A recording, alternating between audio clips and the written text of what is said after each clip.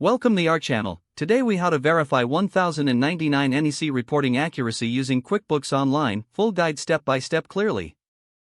To verify 1099 NEC reporting accuracy using QuickBooks Online, start by logging into your QuickBooks Online account. Once logged in, navigate to the left menu and select Expenses. In the Expenses section, click on Vendors to view your list of vendors. Identify the vendors who received payments that should be reported on the 1099 NEC. Click on each vendor to review their transactions for the year. Ensure that all eligible payments are correctly categorized as non-employee compensation. Next, return to the Expenses menu and select 1099s. Here, you will find a summary of your 1099 information.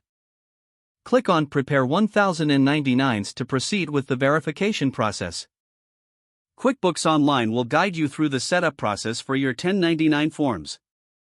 Verify that the business information is correct, including your company name and address. Next, you'll need to confirm the mapping of accounts. Ensure that the appropriate accounts are linked to the 1099 NEC category. Review the summary of payments made to each vendor. Cross-check these amounts with your original records for accuracy. If you identify any discrepancies, you can go back and edit the transactions in the Expenses section. Once you are satisfied with the selections and amounts, click on Continue. QuickBooks Online will generate a preview of the 1099 NEC forms. Review this preview carefully for any errors or omissions. If everything looks correct, proceed by clicking on Submit or E-File. Follow the prompts to complete the filing process. After submission, make sure to download a copy of your filed 1099 NEC forms for your records. Lastly, ensure to notify your vendors that their 1099 NEC forms have been filed. If the page does not load, refresh the browser or try again in a private or incognito window. Make sure you are using the correct email address, then retype it carefully to avoid small typos. If your password is not accepted, use the reset option and create a new strong password you can remember.